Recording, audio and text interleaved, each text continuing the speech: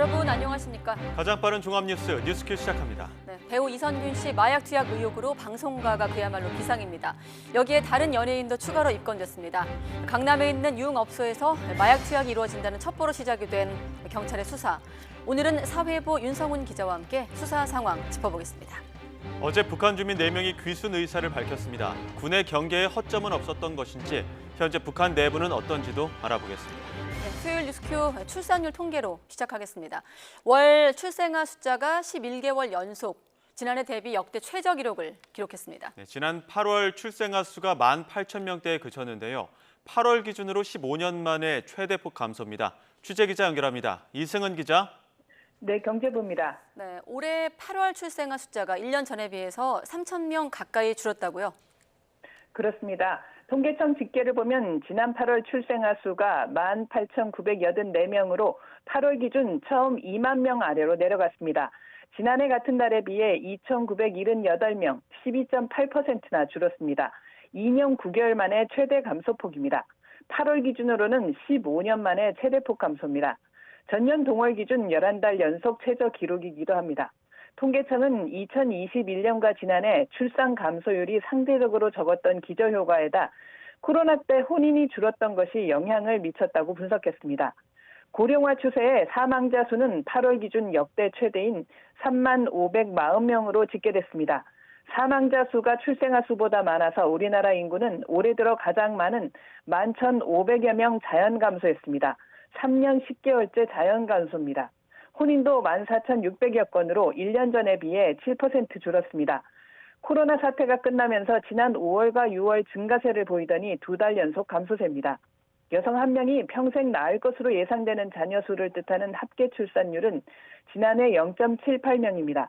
올해는 1분기 0.81명, 2분기 0.7명에 이어 연말로 갈수록 출생아가 적어지는 경향을 감안하면 0.7명 선이 무너지는 것 아니냐는 우려가 나옵니다. 통계청은 4분기 0.6명대로 떨어질 가능성이 있지만 연간으로 보면 0.7명대는 유지할 것으로 전망했습니다. 지금까지 경제부에서 YTN 이승은입니다. 럼피스킨병이 충북에 이어 강원도에서도 확진 사례가 나오자 방역당국이 백신 접종 대상을 전국 소농가로 확대했습니다. 늦어도 다음 달 초까지는 백신 접종을 완료해 하루빨리 안정화를 이룬다는 계획입니다. 취재기자 연결합니다. 양희력 기자. 네, 농림축산식품부에 나와 있습니다. 네, 방역당국이 확보하기로 한 백신 물량은 얼마나 됩니까? 네, 모두 400만 마리분입니다. 방역당국이 소농장으로 백신 접종 대상을 전국으로 넓히기로 했습니다. 충남과 경기도에 이어 충북과 강원도에도 추가로 발생하면서 확산 조짐을 보이자 내린 결정입니다. 럼피스킨병 중앙사고수습본부는 오늘 브리핑에서 이번 달 31일까지 400만 마리분 백신을 국내에 긴급 도입하기로 했다고 밝혔습니다. 우선 127만 마리분을 28일까지 도입하고 나머지 273만 마리분은 31일까지 들여올 예정입니다. 현재 국내 백신 공급업체, 해외 백신 제조업체 등과 최종 조율 중에 있다고 설명했습니다. 백신은 들여오는 즉시 발생 시군과 인접 시군 등 순서로 배분할 예정입니다. 이후 다음 달 초순까지 전국 소농장에 백신 접종을 완료할 계획이라고 설명했습니다. 중수부는 전국 백신 접종이 차질 없이 완료될 경우 3주 정도 항체 형성 기간을 고려할 때 11월 안에는 발생 추세가 안정화될 것으로 예상했습니다. 밤 사이에도 추가 확진 사례가 나왔죠? 네, 소바이러스성 질병인 럼피스킨병 확진 사례가 국내에 처음 나온 지 엿새째입니다. 어제 하루 10건이 발생한 데 이어 밤사이 2건이 추가로 발생했습니다. 오후 2시 기준 추가로 확진 판정을 받은 곳은 충남 서산과 홍성에 있는 한우 농장입니다. 이로써 럼피스킨병 확진 농가는 현재까지 모두 29곳으로 늘었습니다. 의심 신고가 접수돼 검사 중인 건수는 9건으로 늘어나서 확진 사례가 추가될 수 있습니다. 게다가 현재 전북 부안에 있는 한우 농장에서도 럼피스킨병 양성 반응이 나와서 최종 검사 결과를 기다리고 있습니다. 만약 최종 확진 판정을 받게 되면 전라북도 지역도 럼피스킨병에 뚫리는 셈입니다.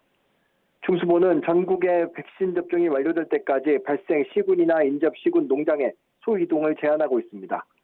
가축 분뇨의 경우에도 정밀 검사를 진행한 뒤 음성인 경우에만 이동을 허용할 방침입니다. 또 럼피스킨병의 주요 매개체인 모기와 파리 등 흡혈곤충을 집중 방지하기 위해 농장 주변의 소독과 서식지 제거 작업을 벌이고 있습니다. 중수본은 모든 소 사육 농가들은 흡혈곤충 방제를 철저히 해달라며 의심 증상을 확인하는 즉시 가축 방역기관에 신고해달라고 당부했습니다. 지금까지 농식품부에서 YTN 양희대입니다. 충남과 경기 등에서 가축 전염병인 럼피스킨병이 발병하면서 한우 고기 평균 도매 가격이 10% 넘게 상승했습니다. 축산물 품질평가원 자료를 보면 어제 한우 고기 도매 가격은 킬로그램당 20,053원으로 일주일 전 17,723원과 비교해 13.1% 올랐습니다.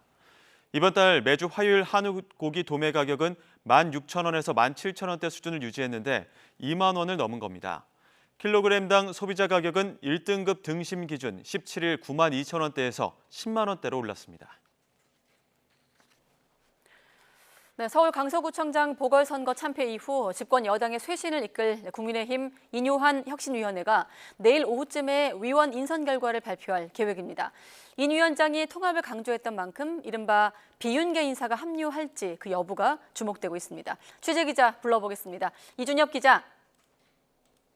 네, 국회의입니다. 네, 혁신위원 인선에 관심이 쏠리고 있는데 발표 시점에 가닥이 좀 잡힌 것 같습니다. 네, 국민의힘 인효한 혁신위원장 오늘 당사에서 기자들과 만나 당 쇄신을 함께 이끌 혁신위원 인선 결과를 내일 오후쯤 발표하겠다고 밝혔습니다. 혁신이 출범 뒤 첫 일정은 다음 주 광주에 있는 국립 5.18 민주묘지를 찾는 거라고 덧붙였습니다. 또 자신의 다른 얼굴이 변화를 상징한다면서 김기현 대표는 물론 기회가 주어지면 윤석열 대통령과도 거침없이 대화하겠다고 밝혔습니다. 변화를 원합니다. 제가 여기 온 것은 거침없이 좀 망가져도 좀 희생이 돼도 여기서 굉장히 상처를 많이 받아도 최선을 다하겠습니다. 비윤석열계 인사가 합류해 통합형 인선이 이뤄질지가 관심인데 앞서 천하람 전남 순천갑 당협위원장이 합류 제안을 거절했다고 밝히는 등 과정이 쉽지는 않을 거란 관측도 나옵니다. 더불어민주당 이재명 대표는 비이재명계로 분류되는 송갑석 의원 사퇴 뒤 공석이 된 지명직 최고위원 인선을 놓고 고심을 이어가고 있습니다. 박성준 대변인은 최고위원회 뒤 기자들과 만나 지도부 사이에 어느 정도 의견이 모였지만 당내 여러 의견을 수렴하기 위해 발표 시점을 고민하고 있다고 밝혔습니다. 지명직 최고위원, 그다음에 임명직 당직자와 관련해서 제가 좀 전에도 다시 한번 좀 확인을 했는데 충분히 지금 의견 수렴 중이고요. 대표가 이제 지금은 결단을 하신 것 같습니다. 그거는 발표 시점은 저희가 좀 보고. 앞서 유력하게 거론되던 박정현 전 대덕구청장이 친이낙연계 박영순 의원의 지역구에 출마한다는 사실이 알려지자 당내에선 계파 갈등 우려가 제기됐습니다. 지명직 최고위원과 함께 원내대표 선거에 출마하며 사의를 표명한 김민석 전 정책위의장의 후임으로 누구를 지명하는지가 이 대표의 통합 의지를 확인할 계기가 될 거란 분석이 많습니다. 네, 이번엔 국정감사 분위기도 정리해 주시죠. 네, 각 상임위가 하나둘씩 국정감사를 마무리하고 있는데 오늘은 보건복지위원회와 농해수위가 종합감사를 열었습니다. 보건복지부와 국민연금공단 등을 상대로 하는 복지위 감사에선 여야 위원들이 정부의 의대 정원 확대 방침에 대한 구체적인 실행 방안을 놓고 질의를 이어가고 있습니다. 또 배우 이선균 씨의 마약 사건으로 불거지고 있는 마약 중독 문제나 고독사를 비롯한 복지 사각지대 문제가 논의되고 있습니다. 이 밖에 농해수위 종합감사에서 야당 위원들은 일본의 후쿠시마 원전 오염수 방류 이후 검출되는 삼중수소 농도가 심상치 않다며 정부의 대응책 마련을 촉구했습니다. 반면 여당 위원들은 1차 방류 뒤 이뤄진 해수부 해양 방사능 조사에서 특이사항이 없었다며 맞섰습니다. 인천국제공항공사와 한국공항공사 국감에서는 여야 위원들이 잇따른 공항 보안 실패를 지적하며 보안 인력 충원과 마약류 검색 강화 등 대책 마련을 촉구했습니다. 지금까지 국회에서 전해드렸습니다. 네, 대통령실 이진복 정무수석은 더불어민주당이 윤석열 대통령과 여야 대표의 3자 회동을 제안한 것과 관련해 여야 대표 회담 상황을 먼저 지켜봐야 할 것 같다고 말했습니다. 또 대통령실은 총선 공천에 개입할 일은 없을 거라고 밝히기도 했는데 들어보시죠. 김기현 대표가 그 부분에 대해서 내하고 먼저 만나자라고 다시 이야기를 하는 바람에 그 사항을 지켜봐야 될 것 같습니다.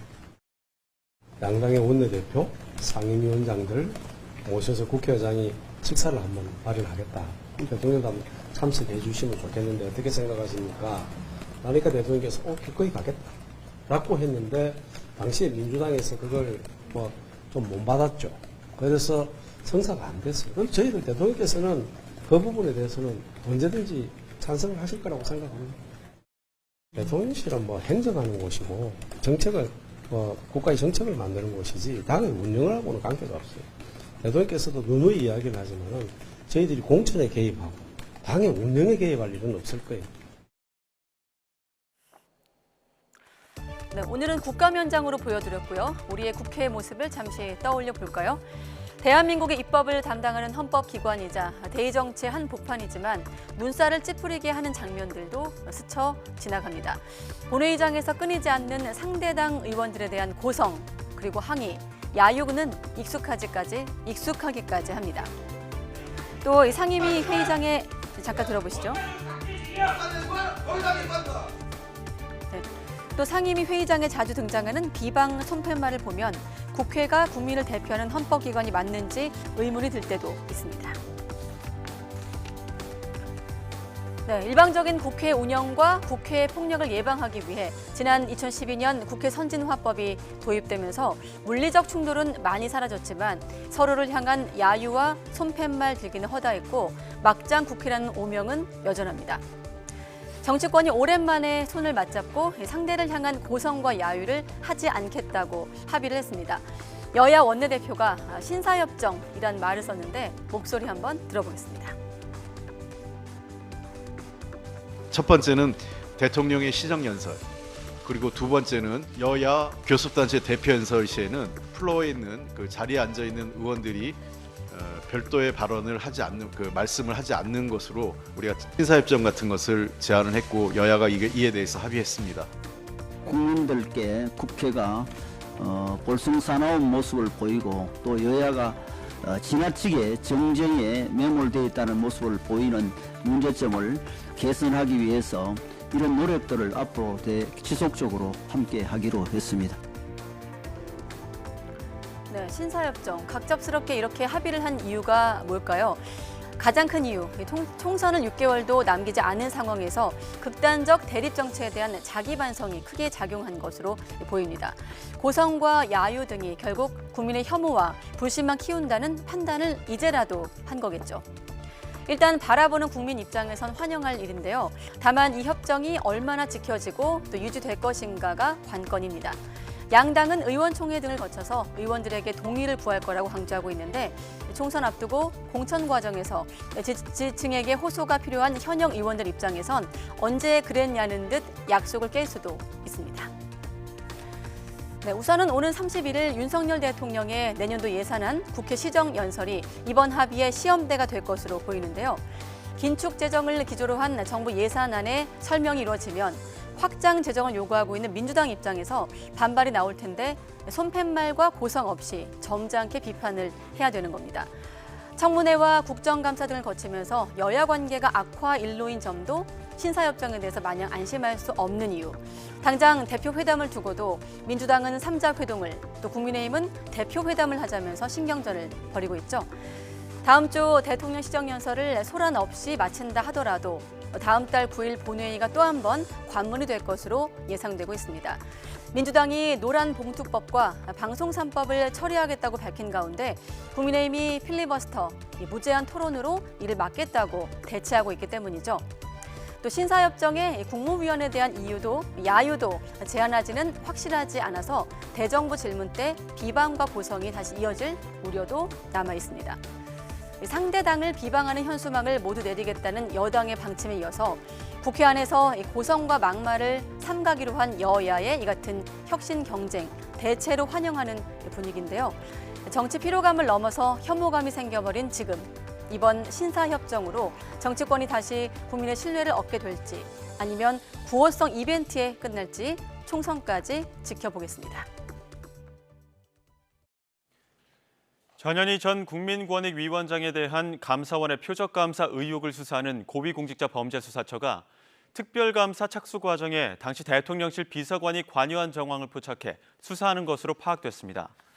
공수처는 감사원 등에 대한 압수수색 영장에 지난해 7월 권익위 간부 A씨가 전 위원장 등의 사퇴를 목적으로 당시 대통령실 비비서관에게 제보한 내용을 유병호 감사원 사무총장 등이 받아 감사에 나섰다는 취지로 적은 것으로 알려졌습니다. 앞서 지난 19일 권익위 국정감사에서 제보자로 지목된 권익위 임윤주 기획조정실장은 감사원에 해당 내용을 제보하지 않았느냐는 야당 의원들 질의에 그런 사실이 없다고 부인했습니다. 전현희 전 국민권익위원장에 대한 감사원의 특별감사 착수 과정에 관여한 것으로 의심되는 당시 대통령실 비서관은 이 같은 의혹을 전면 부인했습니다. 당시 대통령실 비서관은 YTN과의 통화에서 자신에게 전현희 전 위원장에 대해 제보한 것으로 지목된 권익위 간부 A씨를 독대한 적도 없고 권익위 간부들과는 업무 보고차 3차례 만난 게 전부라며 구체적으로 내용을 파악할 수 없었다고 밝혔습니다. 이어 관련 내용을 감사원에 전달한 적도 없고 내부적으로 대통령실 윗선에도 얘기하지 않았다며 자신과는 아무 관계없는 일이라고 선을 그었습니다. 감사원이 이태원 참사 발생 1년 만에 감사 착수에 준비에 들어갔습니다. 시기가 늦은 것도 있지만 이태원 참사만이 아닌 재난안전관리 체계 전반을 점검하는 차원이어서 책임 규명이 얼마나 이루어질지 관심입니다. 이승배 기자의 보도입니다. 감사원이 이달 초부터 재난안전관리체계 감사를 위한 예비조사에 착수했습니다. 국가 재난 상황에 정부가 제대로 대응했는지 점검하는 감사인데 지난해 10월 발생한 이태원 참사도 포함됐습니다. 재난안전관리체계 이태원 참사를 포함해서 하시라도 그거를 담을 수 있는 어떤 빈 그릇을 연초 감사 계획에 저희들이 감사 계획에 넣어놨고 안 하겠다는 건 아니다. 그러니까 지금 언제 할지 때를 기다리고 있습니다. 감사원 관계자는 YTN과 통화에서 현장 감사에 나서기 전에 자료 수집을 시작한 단계이며 담당 감사관들이 확인 출장에 나섰다고 설명했습니다. 대상 기관은 행정안전부와 경찰, 소방, 지방자치단체 등이 포함된 것으로 알려졌습니다. 이태원 참사가 발생한 지 1년이 지난 뒤에야 감사원이 첫 발을 뗀 셈입니다. 이태원 참사 감사는 연초부터 논란이 됐습니다. 올해 1월 연간감사계획 의결 당시 일부 감사위원이 이태원 참사를 감사해야 한다는 의견을 냈지만 최종 감사계획엔 이태원 감사라는 명칭이 빠졌습니다. 대신 재난안전관리체계 점검이란 두루뭉술한 제목이 붙었습니다. 검찰과 경찰이 수사를 진행하고 있다는 이유로 감사가 계속 미뤄지면서 현 정부에 부담될까 봐 일부러 감사를 늦추는 게 아니냐는 비판도 나왔습니다. 감사 진행 과정상 본격적인 현장 감사는 연말쯤 시작될 것으로 보입니다. 최종 결과는 빨라야 내년 상반기쯤 나올 거란 전망이 나옵니다. 주요 사건은 1년쯤 걸리는 것을 감안하면 시기가 더 늦어질 수 있다는 분석도 있습니다. 이태원 참사 하나만 콕 집은 특정 감사가 아닌데다 참사 1주기가 다 돼서야 뒤늦게 첫 발을 뗀 감사원 감사. 얼마나 의미 있는 결과를 낼지 관심이 쏠리고 있습니다. YTN 이승배입니다.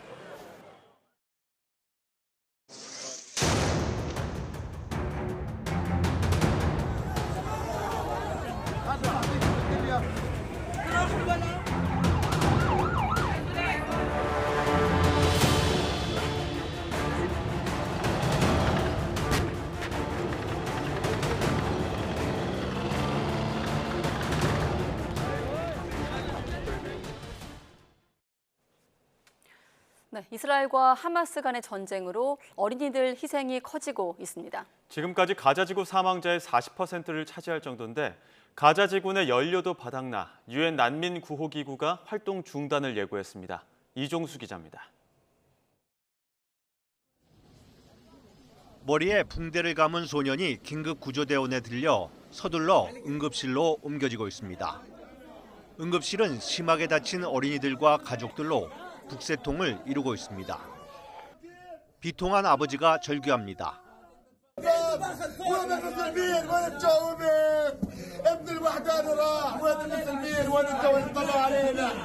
지난 7일 하마스의 기습에 따른 이스라엘군의 보복 공격이 시작된 이후 가자 지구에서 숨진 어린이는 전체 사망자의 40%. 유엔 아동기금 유니세프는 가자 지구에서 매일 400명의 어린이가 죽거나 다치고 있다고 확인했습니다.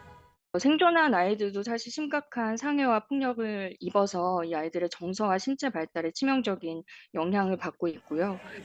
엎친 데 덮친 격으로 이스라엘 봉쇄 조치로 병원에선 물과 연료가 바닥이 났습니다. 마취 없이 수술하고 식초로 소독이 이루어지고 있는 가운데 전기 공급도 끊길 상황입니다. إذا لم يتم تزويد المستشفى بالوقود اللازم للمولدات نحن نقدم شهادة الإعدام وليس الوفاء الإعدام. 이미 가자지구 병원의 3분의 1이 가동이 중단됐습니다. 심각한 연료 부족에 유엔 팔레스타인 난민 구호 기구는 긴급하게 연료를 확보하지 못하면 가자지구에서 활동을 중단할 수밖에 없다고 밝혔습니다. YTN 이종수입니다. 대규모 인질 석방을 위한 협상이 진행 중이라고 현지 일간 하레츠가 보도했습니다. 협상 과정에 정통한 소식통에 따르면 카타르와 이집트 그리고 다른 국가들이 하마스와 가자지구에 억류된 다수의 인질 석방을 놓고 협상 중입니다. 이 소식통은 카타르가 국적에 상관없이 모든 민간인을 석방하는 조건을 두고 하마스와 협의 중이라며 협상은 진행되고 있지만 지금까지 돌파구는 열리지 않았다고 상황을 전했습니다. 하마스가 200명 넘는 인질을 억류하고 있는 것으로 알려진 가운데 이스라엘이 대규모 인질 석방이 필요한 대화를 위해 지상전을 며칠 늦출 수 있다는 의사를 보이고 있다고 미국 인터넷 매체인 악시오스가 보도하기도 했습니다. 이 보도에 따르면 이스라엘 정부 고위 관계자는 만약에 하마스가 큰 패키지를 제안한다면 우리는 그 대가로 무엇인가 할 준비가 돼 있다고 말했습니다.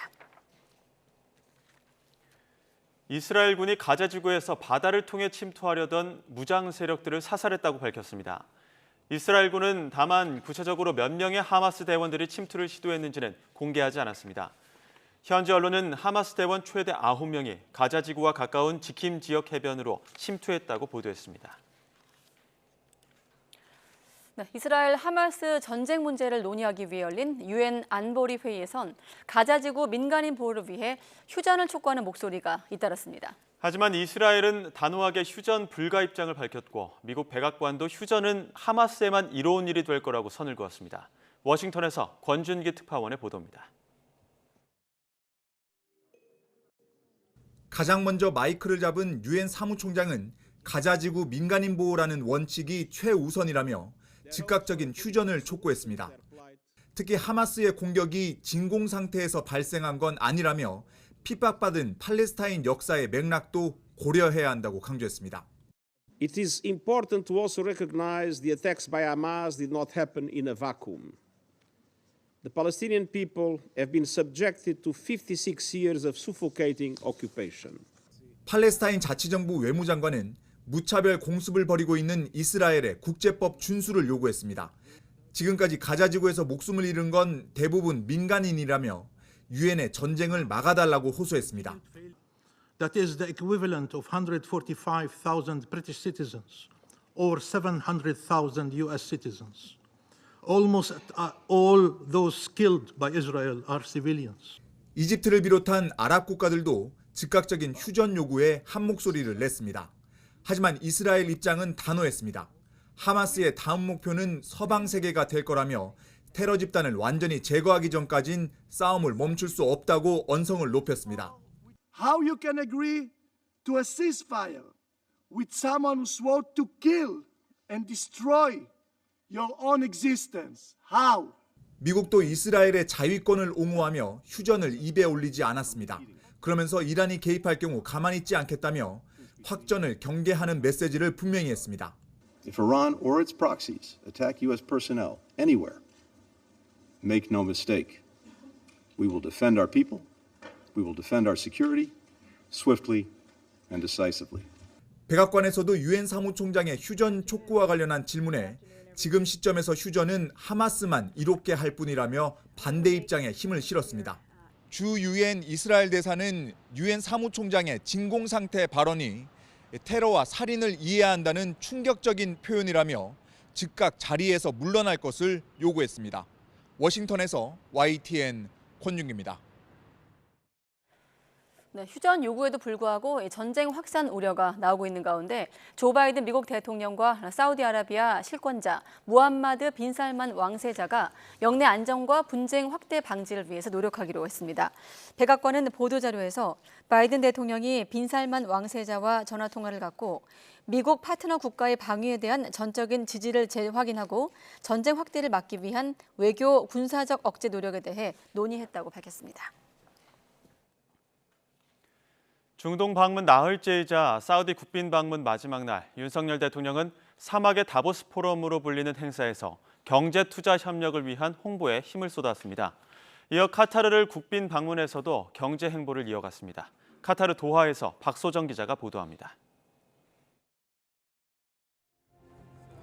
사우디아라비아 마지막 국빈 일정은 사막의 다보스 포럼이라 불리는 미래 투자 이니셔티브 포럼이었습니다. 무함마드 빈 살만 왕세자 겸 총리와 함께 입장한 윤석열 대통령. 역시 1호 영업사원으로서 한국 기업 세일즈에 주력했습니다.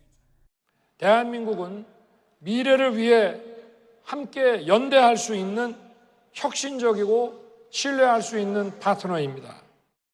행사 직전 빈 살만 왕세자는 윤 대통령이 머문 영빈관을 찾아 환담을 나눈 뒤 직접 차를 몰아 윤 대통령을 태우고 행사장으로 향하는 등 극진한 예우를 보였습니다. 대통령님 다음번에 오시면 사우디에서 생산한 현대 전기차를 함께 탈 수 있기를 바랍니다. 이렇게 얘기를 했습니다. 대통령실은 이번에 채택한 한 사우디 공동성명에 이스라엘 팔레스타인 사태와 관련해 어떠한 민간인 공격에도 반대한다는 등 중동 현안이 담긴 것 또한 우리에 대한 사우디의 신뢰를 보여준다고 설명했습니다. 나흘 동안의 사우디 일정을 마무리한 뒤 곧이어 카타르를 국빈 방문한 윤 대통령. 먼저 사막 지역 최초로 열린 대규모 국제 원예 박람회로 향했습니다. 스마트 농업 기술을 선보인 한국관을 찾아 중동 진출을 준비하는 기업인들을 격려했습니다. 설탕을 찍은 것 같아요. 하나 더 먹어보시죠. 카타르 방문 둘째 날에는 국빈 공식 일정으로 타밈 국왕과의 정상회담과 오찬을 진행하고 한 카타르 비즈니스 포럼 등 경제 일정을 소화할 예정입니다. 내년에 우리나라와 수교 50주년을 맞는 카타르는 우리에게 두 번째로 많은 LNG 공급국입니다. 대통령실은 에너지와 건설 중심의 협력을 첨단 기술뿐 아니라 방산, 농업까지 다각도로 확대하는 것이 이번 방문의 목표라고 밝혔습니다. 카타르 도하에서 YTN 박소정입니다. 자유아시아방송 RFA는 미국 전쟁연구소가 에스토니아 군 관계자 분석을 토대로 한 보고서를 인용해 북한이 러시아로 보낸 포탄은 최소 30만에서 최대 50만 발이라고 보도했습니다. RFA는 북한이 나진항을 통해 러시아로 보낸 컨테이너가 1000개에 달하고 컨테이너마다 포탄 300에서 500발을 실린다고 가정해 나온 계산이라면서 이같이 밝혔습니다. 그러면서 러시아는 현재 하루에 포탄 약 10,000발을 소모하고 있어 최대 한 달 동안 북한이 보낸 포탄만으로도 포격을 이어갈 수 있다고 전망했습니다. 네, RFA는 또 우간다 언론인 더 인디펜던트를 인용해서 북한이 동아프리카 외교 거점국인 우간다에서 철수한다고 전하며 외화벌이 사업이 지지부진했기 때문이라고 보도했습니다. RFA는 정동학 우간다 주재 북한 대사가 요에리 무세베니 우간다 대통령을 예방한 자리에서 마지막 인사를 전하며 북한이 대외기관의 효율성을 높이기 위해 아프리카에서 대사관 수를 줄이는 전략을 취하고 있다고 말했다고 전했습니다.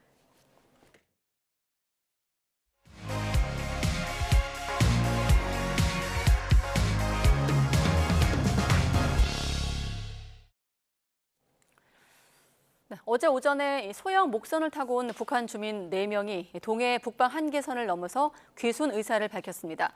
조업을 하고 있던 우리 어선이 군보다 먼저 이 나무외를 발견하면서 해상 경계 실패 논란도 불거지고 있습니다. 군의 경계 허점은 없었던 건지 또 현재 북한 내부 상황까지 오늘은 엄효식 전 합참 공보실장과 이야기 나눠보겠습니다. 네, 안녕하십니까? 네.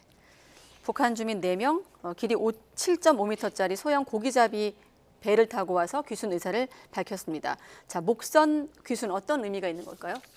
네, 목선 귀순은 크게 두 가지 정도 의미가 있을 것 같은데요. 네. 첫째는 군사적으로 뭐 서해 바다에서도 그런 일이 많이 있었지만 동해 쪽으로 조그마한 목선이 왔을 때 우리가 어떻게 경계와 감시를 잘해서 넘어오는 목선을 다 잡아낼 것인가. 이런 뭐 경계가 뚫렸네 안 뚫렸네 하는 이런 논란이 일어나지 않도록 우리가 더 어떻게 완벽한 해안 경계 태세를 갖출 수 있을까 이런 거에 대한 고민을 다시 한번 하게 되는 계기가 됐고요. 네. 또 다른 측면은 그 북에서 온 주민들이 일단 언급했듯이 배가 고파서 먹고 살기 힘들어서 왔다는 걸 보면 북한 내부 상황이 정말 네. 우리가 생각했던 것 이상으로 굉장히 열악하구나. 북한 주민들의 고통스러운 삶이 이렇게 추정이 되거든요. 그 북한이 핵 개발과 미사일 개발에 엄청난 돈을 쓰면서도 주민들의 삶에 대해서는 정말 하나도 신경 쓰고 있지 않구나라는 것을 볼 수 있는 하나의 사례였다고 생각이 듭니다. 네, 경계에 대한 문제 또 북한 내부 상황은 잠시 뒤에 여쭤보기로 하고 일단 귀순의 진정성, 이 관계 당국은 귀순 의사를 밝힌 이들을 대상으로 합동 신문을 벌이고 있다 이렇게 전해지고 있거든요. 자, 이 과정을 한번 설명해 주시죠. 일단은 남성 1명, 여성 3명으로 파악되고 있는데 보통 북한에서 귀순을 하게 되면 군인이 됐건 또는 민간인이 됐건 제일 중요한 거는 이 사람들이 왜 넘어왔을까 하지 않습니까? 네. 그러니까 정말 순수하게 말 그대로 귀순을 한 것인지 아니면 어떤 다른 목적을 가지고 우리 군을 기만하기 위해서 일종의 기만 작전의 일환으로 귀순한 것인지 알 수가 없고 네. 또 하나는 동해 쪽으로 이렇게 그 민간인들을 목선 타고 귀순한 것처럼 시키면서 다른 반대쪽에서는 또 다른 우리가 알지 못하는 뭐 그런 기습적인 작전을 시도할 수도 있거든요. 그러니까 이제 그런 것들을 일단 우리 정부 당국에서 이런 탈북민들 대상으로 조사를 하고 그다음에 그런 조사를 통해서 또 뭐 추가적으로 북한의 내부 정보라든가 이런 것도 좀 얻어낼 수 있겠죠. 그래서 신분이 최종적으로 확인이 돼서 이 사람들이 그 대한민국으로 온 것은 정말 먹고 살기 힘들어서 본인들의 말대로 새로운 삶의 터전을 찾아서 온 것이 확인이 된다면 이제 그때부터 우리 정부에서 이들이 우리 대한민국 사회에서 안정적으로 정착할 수 있도록 여러 가지 지원이 이루어질 것으로 봅니다. 네, 군, 경찰, 정보 당국, 통일부로 구성된 이제 조사팀이 있다고 했는데 시간이 오래 걸리나요? 신문 과정이? 네, 보통 뭐 어느 기간이라고 볼 수는 없지만 네. 일반적으로 한 달 정도의 시간이 걸린다고 볼 수 있는데요. 그리고 그 우리가 궁금한 것도 많이 있고 우리가 궁금한 것들을 질문했을 때 그 탈북한 4명의 주민이 네. 바로바로 답변할 수 있는 것도 있지만 또 답변 못하는 것도 있지 않겠습니까? 예, 예. 그럼 그런 것들에 대해서 종합적으로 여러 가지의 분석 또는 종합적인 판단이 돼야 되기 때문에 일정한 시간은 필요할 것으로 보입니다. 네, 자, 이 문제 아까 말씀하신 서두에 말씀하신 경계 실패 논란 관련해서 국회에서도 이제 공방이 오갔는데 일단 가장 먼저 접촉을 해서 신고한 건 조업을 하고 있던 우리 어민이었습니다. 시간대로 정리한 좀 화면이 있는데 함께 좀 설명해 주시죠. 네, 가장 먼저 예. 네, 합참이 발표한 그 내용을 보게 되면 우리 해군 또는 우리 육군의 해안 경계 레이더가 최초로 그 북한의 목선을 발견한 것은 오전 5시 30분이었습니다. 예. 지금 그 5시 30분이면 굉장히 깜깜한 밤이거든요. 그러니까 이제 깜깜한 밤에서 우리 레이더에서 조그마한 바늘 같은 점으로 북한의 목선을 식별한 것은 어떻게 보면 우리가 감시가 그래도 정상적으로 시스템이 유지되고 있다고 볼 수가 있었고요. 네. 이제 하지만 그 당시에는 점이었었고 이것이 이거 벤가 아닌가에 대한 판단이 필요한데 네. 그런 것은 1시간 정도 경과한 6시 30분 정도의 열상 감시 장비 TOD 보통 쉽게 생각하시면 쌍안경 같은 거라고 보시면 되겠습니다. 네. 그것으로 보니까 이게 배의 형상을 하고 있구나. 그러면 우리가 좀 더 주의를 가지고 봐야 되겠네 했던 것이고 예. 뭐 군 내부적으로는 지금 시간이 표시되어 있지는 않지만 오전 7시경에서는 군 자체적으로 이거는 배고 우리 쪽 배가 아니다. 그러니까 이것은 나가서 확인할 필요가 있다라고 판단을 하고 네. 이미 이제 해경이나 해군에게 함정 출동을 명령을 한 상태였는데 네. 그 배들이 그 목선 있는 쪽으로 이동하는 와중에 이런 주민이 신고를 한 거죠. 이상한 배가 있다고. 신고된 시간이 7시 10분인데 그 이전에 군이 파악하기로는 7시 3분에 배의 표적 번호를 부여하고 작전을 했다라고 밝히고 있습니다. 일단 뭐 7시까지만 잡는다 하더라도 한 1시간 반 정도 목선이 좀 제재를 받지 않은 걸로 시간상으로 확인이 되거든요. 네. 어떻게 해석할 수 있을까요? 일단 바다라는 환경을 좀 봐야 될 것 같습니다. 바다. 네. 육지 같으면 뭐 10km 같으면 저희가 차량으로 빨리 가면 뭐 10분 안에 갈 수 있지 않습니까? 뭐 하늘이면 더 말할 것도 없고 하지만 바다라는 상황은 배를 통해서 가야 되는 것이기 때문에 10km라는 거리를 우리 배가 가가지고 이 레이더에 나타난 점 TOD로 확인된 이 배라는 것을 확인하기에는 굉장한 시간이 소요됩니다. 네. 근데 동해 쪽에 있는 우리 해군의 전력이나 해경의 함정들이 상대적으로 그렇게 많이 있지가 않기 때문에 그런 이상한 것들이 발견될 때마다 우리 그 함정에 출동하게 되면 진짜 중요한 상황이 됐을 때는 필요한 역할을 못할 수가 있거든요. 네. 그러니까 저런 것은 우리 군에서 종합적으로 판단을 해서 레이더에 점으로 나타났다고 해가지고 무조건 함정을 보낼 것이 아니라 그것을 종합적으로 판단해서 네. 저것은 배고 저 배에는 우리 그 대한민국의 선박이 아니고 미상의 선박, 특히 북에서 온 선박으로 확인이 됐을 때 네. 그럴 때 확인차 그 함정을 보내는 것이 아마 합리적인 절차였다고 생각을 합니다. 자, 일단 5시 반에 군 레이더에 배가 최초 식별이 됐고 6시 반에 아까 말씀하신 TOD로 목선 현상을 식별했는데 그런 정도 시간은 좀 상식적으로 충분히 이해할 수 있다고 보시는 건가요? 네. 다만 이제 북한에서 왔던 그 소형 선박, 목선이 네. 그 빠른 속도로 기동을 하거나 뭐 한 10분 안 봤는데 시야에서 벗어날 정도로 기동을 하고 있었다면 우리가 더 빠른 대응을 했어야 되겠죠. 근데 1시간 정도 지켜봤는데 매우 느린 속도로 움직였고 우리가 또 레이더로 감시를 놓치지 않고 계속 따라갔기 때문에 네. 저 상태에서 이런 조치는 이제 뭐 크게 문제는 없다고 그러는데 뭐 아쉬운 것은 네. 주민이 신고하기 전에 더 빨리 가서 우리 해군이나 해경이 그 북한 목선을 확인했으면 제일 좋았겠죠. 그래서 군도 미흡했지만 일단 매뉴얼에 따라 조치를 한 것이다라고 설명을 하고 있고 또 해군 설명 중에 서해 NLL과 달리 동해 같은 경우는 소형 목선 감시 좀 어려움이 있다 이런 해명을 하기도 했거든요. 좀 설명해 주시죠. 네, 서해 바다 특히 서해 NLL 쪽을 보면 뭐 연평도라든가 이런 섬들이 되게 많이 있지 않습니까? 네. 그리고 서해 NLL은 NLL의 길이 자체가 약 40여 킬로밖에 되지 않는데 동쪽 NLL은 뭐 일단 언론에 보도된 것처럼 400킬로고 동해 바다 자체가 서해와는 비교가 안 될 정도로 엄청나게 넓지 않습니까? 네. 그러니까 서해의 몇 배가 되는 면적의 넓은 바다에서 크기가 매우 작은 소형 목선을 발견해낸다는 것은 상대적으로 굉장히 더 어려울 수가 있고요. 네. 그렇다고 해서 그 북에서 넘어오는 목선을 잡겠다고 동해 바다에 뭐 예를 들어서 배들을 지상 경기하듯이 뭐 2km의 함정 한 척씩을 둘 수도 없는 노릇이거든요. 네. 그래서 동해 바다가 상대적으로 서해 바다보다 감시나 경계의 어려움은 더 많이 있는데 또 그렇게 하는 이유는 과거에 대개 해상에서의 남북 간의 이런 여러 가지 교전 도발은 서쪽에서 많이 이루어졌기 때문에 우리 해군도 서쪽에 주로 이제 함정들을 상대적으로 많이 배치하는 측면도 있습니다. 그래서 이런 동해 쪽의 경계에 대해서도 이런 뭐 목선 때문이 아니라 기존의 우리의 인식은 서해 쪽에 많이 쏠려 있었는데 이제 네. 동해 쪽도 좀 새롭게 바라보고 이런 그 돌발 상황에 대해서 어떻게 대응해야 될지에 대한 고민도 더 좀 많이 있어야 될 것으로 보입니다. 네, 그래서 현재 주민들도 좀 해상 경계를 강화해 달라 이런 목소리가 나오고 있고 이제 뭐 가정입니다만 만약에 주민들이 아니라 무장한 북한 군이었거나 간첩이 이런 식으로 내려왔다면 어땠을까라는 좀 가정의 질문을 한다면 어떻습니까? 네, 뭐 그런 상황은 당연히 없어야 될 테고요. 북한의 무장한 그 군인이거나 또는 북한의 어떤 뭐 그 해군처럼 공격력을 갖춘 배가 왔다면 아마 이제 저런 식으로 기동을 하지 않았을 테고 아마 그런 목적에 맞는 기동을 했으면 아마 우리 군이 발견을 더 빨리 했으리라고 보고요. 자, 그럼 아까 시간대 그 타임라인에서 어떤 대목에서 그게 식별이 가능한 건가요? 다시 한번 좀 보여주시죠. 만약에 이제 가상의 상황입니다만 우리가 대응의 어떤 과정을 한번 살펴보기 위해서 예상해 본다면 어떤 단계인가요? 오전 5시 30분에 네. 육군의 해양 감시 레이더가 최초 그 소형 목선을 식별했을 때 네.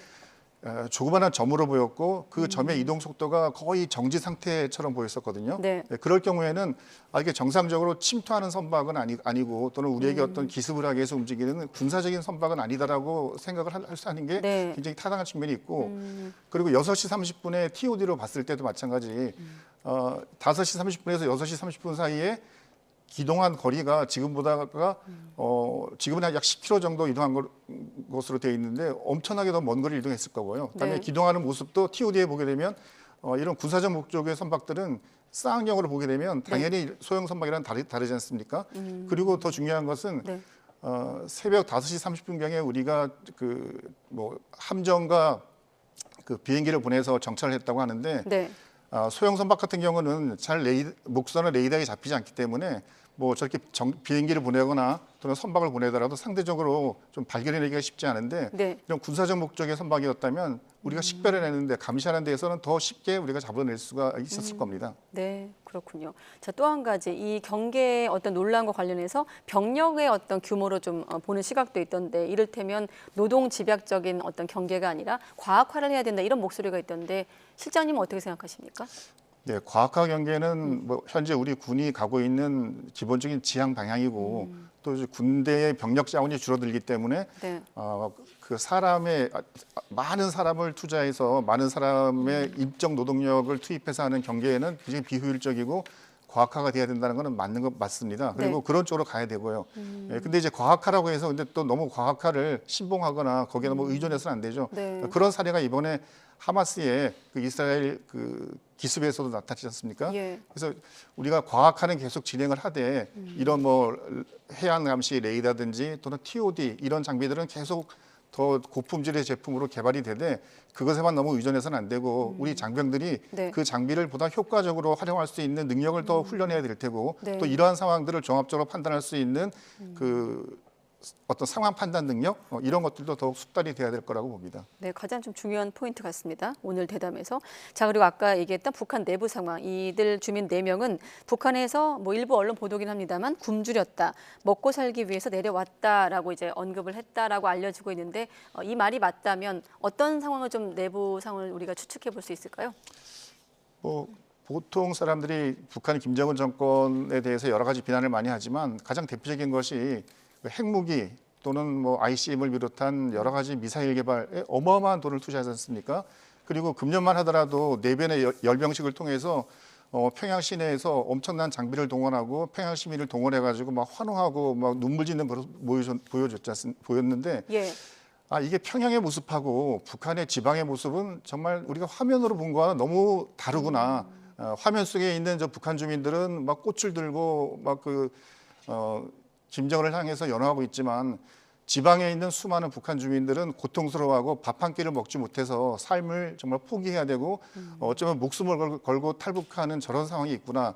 심각하구나. 북한 체제라는 것이 얼마나 이율배반적이고 겉과 속이 다른 정권인지를 보여주는 그런 사례라고 생각을 합니다. 네, 또 마침 이런 결과도 있습니다. 다음에 보실 화면인데 최근 몇 년 사이에 감소했던 탈북 주민, 북한 이탈 주민이 전년 동기에 비교해서 3배 넘는 규모로 파악되고 있다는 기사도 있었거든요. 같은 맥락으로 볼 수 있을까요?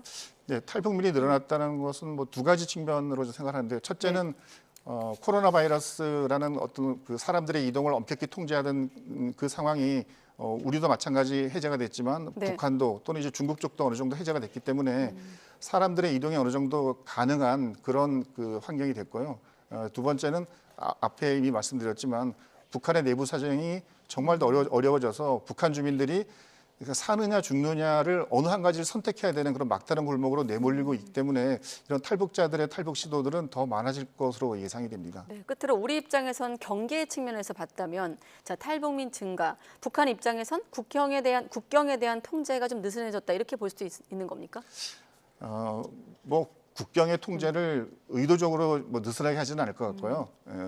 어쨌건 그 북한과 중국과의 경계선을 통해서 또는 우리 동해 또는 서해를 통해서 탈북민들이 늘어난다는 것은 북한의 경계가 그만큼 허술하다는 거죠. 그러니까 이번 같은 경우에도 많은 분들이 우리 해군의 경계 실패에 대해서 말들을 하는데 사실 우리 해군은 내부적으로 보면 정상적인 작전을 진행했던 거고 정말 경계의 실패는 이제 북한군이 경계가 실패였었고 심지어 그 사람들은 그 NLL 쪽으로 선박을 보냈음에도 불구하고 그 목선을 남쪽으로 보낸 거지 않습니까? 보면. 네. 그래서 이런 문제는 조금 더 입장을 달리해서 북한의 내부 사정이 주민들의 삶도 정말 어렵지만 북한 군들도 내부적으로 이런 기강회의라든가 어떤 경계의 실패 뭐 이런 문제들이 심각하구나라는 것으로 받아들이는 게 좋을 것 같습니다. 알겠습니다. 4년 만에 동해상의 귀순, 나무배를 타고 내려온 북한 주민 4명에 대한 조사 결과를 좀 지켜보겠습니다. 엄효식 전 합참 공보실장이었습니다. 고맙습니다. 감사합니다. 울릉도 동남쪽 백길 따라 200리 외로운 섬 하나 새들의 고향 그 누가 아무리 자기네 땅이라고 불러도 꼭 보는 우리 땅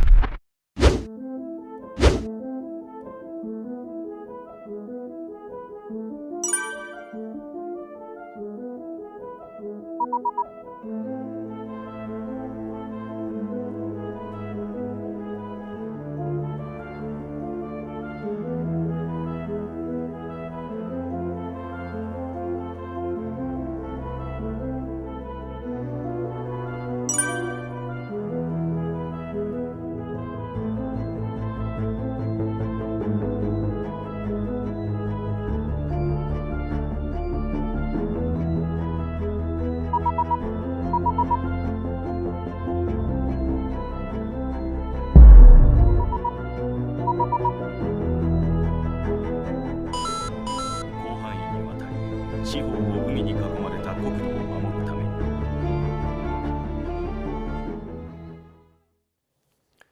오늘 오전 11시쯤 서울 여의도 한복판에서 깊이 4m의 땅꺼짐 현상이 발생했습니다. 이곳을 지나가던 30대 남성이 다리에 부상을 입어 병원으로 옮겨졌는데요. 자세한 내용 취재기자 연결해 알아보겠습니다. 김다현 기자. 네, 사회부입니다. 사람이 많이 다니는 곳이라 특히나 위험했을 텐데 정확한 위치가 어디입니까? 네, 땅꺼짐 현상은 오늘 오전 11시 5분쯤 서울 여의도동 IFC몰 앞에 있는 교통섬에서 발생했습니다. 대낮 사람이 많이 다니는 번화가에서 땅꺼짐 현상이 생긴 건데요. 이곳을 지나가던 30대 남성이 구멍에 다리가 빠지면서 다쳤고 병원으로 옮겨지기도 했습니다. 그런데 이 남성이 처음 빠졌을 때는 구멍이 그렇게 크지 않았습니다. 이후 소방당국이 출동해 랜턴으로 보도블록 안쪽을 확인한 결과 빈 공간이 추가로 발견된 겁니다. 이 보도블록을 제거해 다시 측정해보니 땅꺼짐 규모는 가로와 세로 각각 5m, 깊이는 4m에 달했습니다. 서울 영등포구청은 추가 사고를 막기 위해 흙으로 구멍을 메우고 주변을 통제하고 있습니다.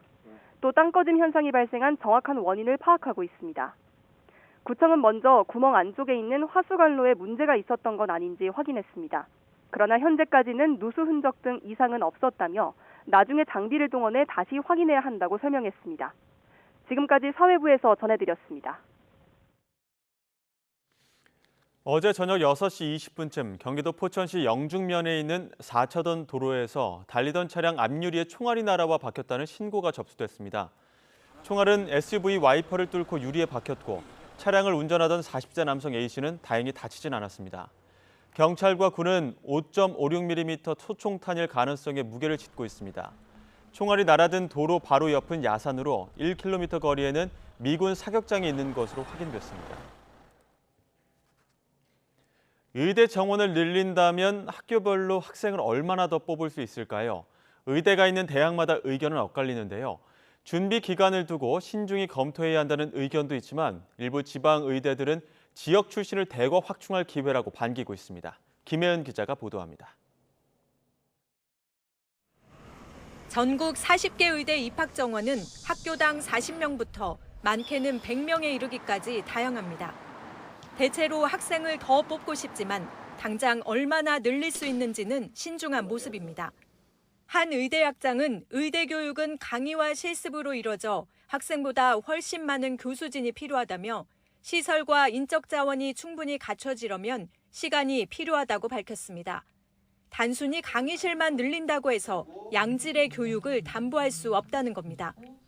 반면 다른 의대학장은 대체로 의대마다 학생을 더 받을 인프라는 갖춰져 있고 더 많은 인원을 교육해 내보내고 싶은 게 대학의 시각이라고 말했습니다. 다만 얼마나 늘릴지는 신중히 결정해야 한다고 강조했습니다. 현재 입학 정원이 50명이 안 되는 이른바 미니의대는 전국에 17곳입니다. 이런 미니의대일수록 특히 지방의대일수록 지역 출신을 90%까지 늘려 지역 의사 인력을 확충할 기회라며 반기고 있습니다. 저희 같이 이제 의대 규모가 작은 곳은 사실 다 청원하고자 원하죠. 대부분 자기가 평생 일할 곳을 고향으로 좀 가는 경향이 강합니다. 실제로 저희들이 그렇게 해보니까 부울경 지역에서 좋은 학생들이 많이 오게 되거든요. 지역 인재 쪽으로 지금 이렇게 방향을 잡아서 이렇게 하고 있는 겁니다. 정부는 전국 40개 의대를 상대로 수요 조사를 진행해 교육 여건을 살펴볼 예정입니다.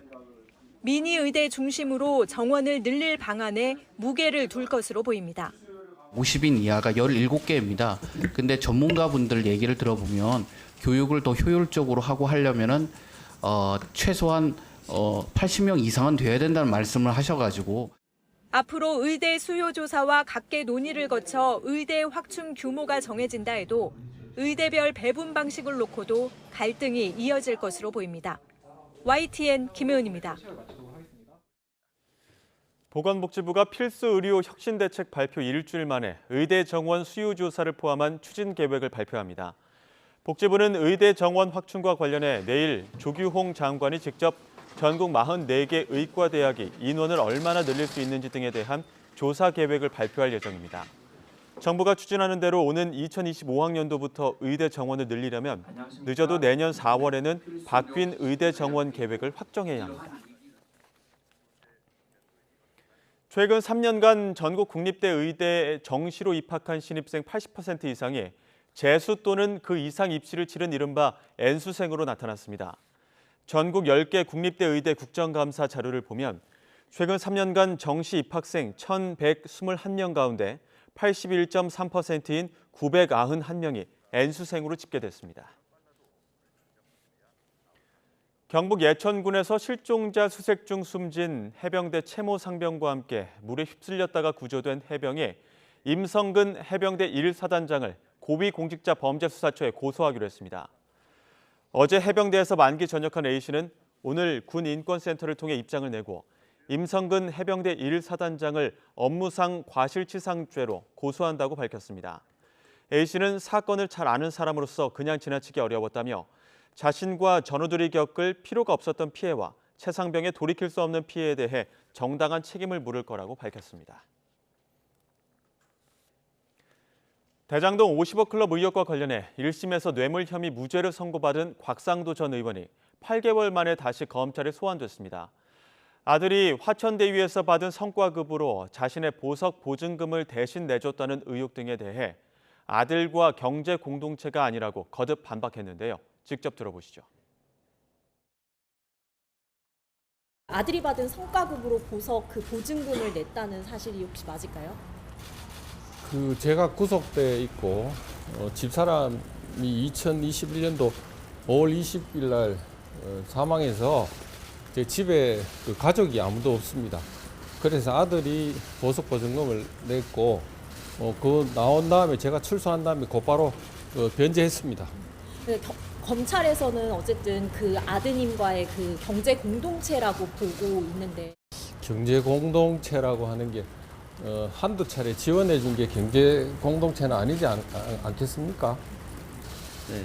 혹시 하나은행이 성남의 뜰 컨소시엄 빠지는 것에 무마해줬다고 검찰에서는 보고 있는데 영향력 행사에 관한 이 부분에 대해서는 어찌 생각하시나요? 2년째 조사했습니다. 검찰이 2년 지금 조사하고 있습니다. 저하고 관련된 자료는 아무것도 없습니다. 저는 그때부터 지금까지 저하고 무관하다고 말씀드렸습니다. 네, 경기도 버스 노조와 사측이 임금 협상과 준공영제 추진 등을 놓고 막바지 협상을 벌이고 있습니다. 노조 측은 협상이 결렬될 경우에 내일부터 총파업에 들어간다는 입장이어서 내일 아침 출근길 대란 우려도 나오고 있습니다. 취재기자 연결하겠습니다. 최명신 기자. 네, 수원지구입니다. 네, 노사 간의 회의 언제 시작이 된 겁니까? 네, 노사는 조금 전인 오후 4시부터 경기지방노동위원회에서 조정회의를 시작했습니다. 노조 측이 이미 지난 13일 97.4%의 압도적인 조합원 찬성으로 내일 총파업을 예고한 터라 사실상 오늘이 최종 조율입니다. 노사 양측은 그동안 수차례 조정회의를 열었지만 합의점을 찾지 못했습니다. 버스 노조는 지난해 김동연 경기도지사가 약속한 대로 경기도가 일반 시내버스를 대상으로 한 준공영제를 김 지사 임기 내에 시행해달라고 요구하고 있습니다. 이들은 경기도 버스기사의 임금이 서울과 인천에 비해서 월 50만 원 이상 낮아 인력 누출이 심각한 상황이라며 준공영제 도입을 통한 처우 개선이 불가피하다고 주장하고 있습니다. 사측인 버스업체들 역시 이용객 감소로 운영이 악화하고 있어 임금체계 개선을 위해선 도의 운영비 지원이 필수적이라는 입장입니다. 다만 도는 예산 문제로 김 지사 임기 내인 2026년까지는 준공영제 전면 도입이 어렵다며 난색을 표시하고 있습니다. 대신 2027년까지는 반드시 약속을 이행하겠다며 노사 간 합의를 유도하고 있습니다. 노사 양측은 조정에 최선을 다한다는 입장이지만 입장차가 팽팽한 만큼 결론은 빨라도 오늘 자정쯤이야 나올 가능성이 커 보입니다. 파업이 현실화할 경우 경기도 전체 버스의 89%인 9,500여대가 영향을 받게 돼 내일 아침 출근길 대란이 불가피할 전망입니다. 경기도는 파업에 대비해 비상수송대책본부를 구성해 24시간 비상근무 체계에 돌입한다는 계획입니다. 주요 지역과 지하철역을 탑승 거점으로 지정하고 전세버스와 관용버스 425대를 투입해 거점 간 순환 운행하는 방식으로 운영할 예정입니다. 또 마을버스 운행 시간을 연장하고 예비 차량을 파업 노선에 투입하기로 했습니다. 지금까지 수원지국에서 YTN 최명순입니다. 임금과 단체 협약 교섭의 난항을 겪던 울산대병원 노동조합이 파업에 들어갔습니다. 민주노총 공공운수노조 의료연대본부 울산대병원 분회는 오늘 새벽 4시부터 파업을 시작했다고 밝혔습니다. 노조는 지난 8월부터 18차례 교섭을 하면서 기본급 11.4% 인상, 인력 충원 등을 요구하고 있지만 병원 측은 기본급 3% 인상 등으로 맞서고 있습니다. 노조원 대부분은 간호사와 진료 지원, 환경 미화 등으로 응급실과 입원 병동 업무는 정상 운영되고 있습니다. 노동조합 회계 공시 제도에 강하게 반발해왔던 양대 노총이 산하 조직 피해 우려를 들어서 결국 동참하기로 결정했습니다. 정부의 노동개혁 추진이 다시 탄력을 받을 거란 기대가 나오는 동시에 양대 노총은 대정부 투쟁을 오히려 강화할 거라고 입을 모았습니다. 김평정 기자가 보도합니다. 노동조합의 회계 공개 여부는 지난해 말부터 정부와 노동계가 극심하게 대립해온 사안입니다. 정부가 추진하는 것은 노조의 회계 내역을 조합원이 아닌 정부에 보고하라는 것으로 이는 노조 자주성을 침해하는 위법한 내용입니다. 노동계의 반대에도 정부는 노사 법치주의를 내세우며 회계 자료를 공시 시스템에 공표하는 제도를 이달부터 시행했습니다. 그러면서 상급단체가 참여하지 않으면 산하 조직도 조합비의 15% 세액공제를 받지 못하도록 했습니다. 양대 노총은 연좌제 방식이라며 반발했지만 결국 입장을 바꿨습니다. 한국노총에 이어 민주노총도 조합원들에게 불이익이 가는 상황을 막기 위해서라며 회계 공시에 참여하기로 한 겁니다. 이에 대해 이정식 고용노동부 장관은 노동개혁의 성과가 나타나고 있다고 평가하며 회계 공시가 확산하면 노조의 민주성이 더 높아질 거라고 말했습니다. 노동계가 정부 방침을 수용하는 모양이 된 만큼 현재 중단된 노정 대화가 재개될 수 있다는 기대도 나옵니다. 주 최대 69시간 논란을 겪은 근로시간 개편과 정년 연장 등을 담은 계속 고용 등 사회적 대화를 통해 합의해야 할 사안들이 많이 쌓여 있습니다. 다만 양대 노총이 회계 공시 제도 자체에 동의한 것은 아니라며 헌법 소원과 법 개정을 추진한다는 입장이어서 갈등의 불씨는 남아 있습니다. 정부가 그 어떤 논의도 없이 일방적으로 지금 양대 노총을 다 배제하고 있는 상황입니다. 노동조합에 대한 정책이 변화하지 않는다면 그동안 민주노총이 진행해 왔었던 윤석열 퇴진투쟁을 더욱더 강도 높게 게다가 양대 노총이 다음 달 대정부 투쟁 강화를 예고하고 있는 만큼 노정 갈등이 더 확대될 수 있다는 우려까지 나오고 있습니다. YTN 김평정입니다. SPC 제품 운송차를 가로막아 운행을 방해한 화물연대 노조원들에게 징역형과 벌금형이 선고됐습니다. 대전지법은 업무방해와 집회시위법 위반죄로 민주노총 화물연대 간부급 A씨에게 징역 4개월을, 나머지 조합원 3명에게 벌금 500만 원을 각각 선고했습니다.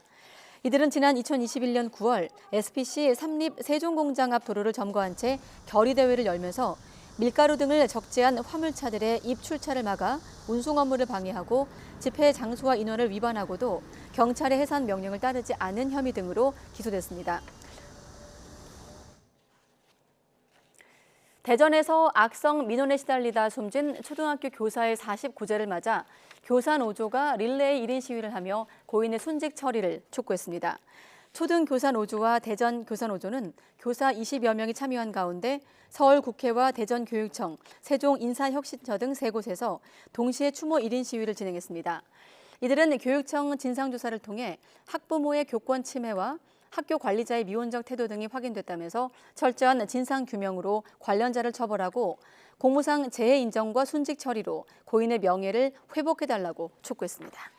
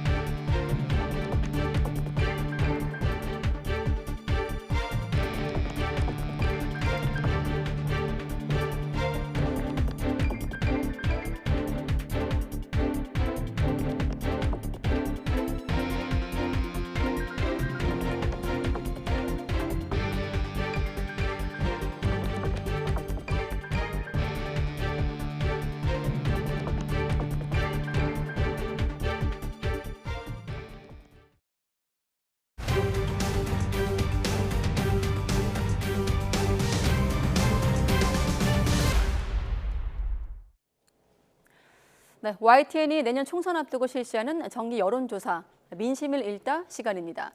우선 정당 지지도에서 더불어민주당이 35.7%, 국민의힘은 27.8%로 두 달 연속 오차 범위를 넘는 격차를 보이는 것으로 나타났습니다. 내년 총선이 야당의 힘을 더 실어주는 선거라는 이른바 정권 견제 여론이 여전히 우세한 것으로 조사됐습니다.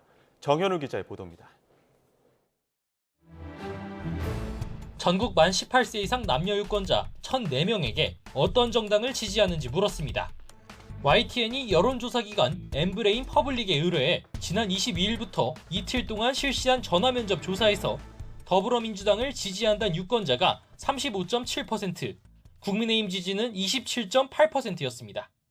지난달 같은 방식 조사 때보다 양당 지지도가 조금씩 올랐지만 오차 범위를 넘어서는 격차는 더 벌어졌습니다. 정의당은 1.4%, 지지정당이 없거나 모른다고 답한 이른바 무당층은 34%였습니다. 내년 총선에 반드시 투표하겠다는 적극 투표층은 75%, 가능하면 하겠다는 19%로 대부분이 투표하겠다는 뜻을 밝혔습니다. 어느 정당에 투표할 거냐고 묻자 민주당 39.7%, 국민의힘 27.3%로 정당 지지도보다 더 차이를 보였습니다. 대구 경북 지역에선 국민의힘을 찍겠다는 유권자가 많았지만 총선 승부처로 꼽히는 수도권을 비롯한 대부분 지역에서 민주당을 찍겠다는 의견이 우세했습니다. 내년 총선 성격을 정권 견제로 보는 여론도 여전히 거센 걸로 나타났습니다. 야당에 더 힘을 실어주는 선거란 유권자는 49.5%로 절반에 육박했고 여당에 힘을 실어주는 선거란 응답은 31.8%였습니다. 60세 이상을 제외한 모든 연령대에서 야당에 힘을 싣는 선거가 될 거란 의견이 많았습니다. 내년 총선에서 민주당이 많은 의석을 얻게 될 거란 유권자는 한 달 전보다 8%포인트 넘게 늘어난 40.8%를 기록했고 국민의힘이 더 차지할 거란 유권자는 10%포인트 이상 줄어든 14.6%였습니다. YTN 정현우입니다. 서울 강서구청장 보궐선거 참패 이후 국민의힘 임명직 당직자가 일괄 사퇴로 당직을 개편해 출범한 이른바 김기현 2기 체제에 대해 쇄신 노력이 부족하다고 보는 유권자가 더 많은 것으로 나타났습니다. YTN이 여론조사 전문기관 엠브레인 퍼블릭에 의뢰해 지난 22일부터 이틀 동안 실시한 정기 여론조사 결과 전체 응답자 가운데 64.3%는 여당의 당직 개편이 쇄신을 위한 노력으로는 부족하다고 답했습니다. 적절한 쇄신 노력이라는 답변은 19.4%에 불과했습니다. 국민의힘 지지층에서도 절반을 넘는 50.8%가 쇄신 노력이 부족하다고 봤습니다. 민주당 이재명 대표 체포동의안 처리 과정에서 가결표를 던진 민주당 의원들에게 책임을 물어야 한다는 주장과 관련해서는 57%가 동의하지 않는다고 했고 동의한다는 답변은 32.1%였습니다.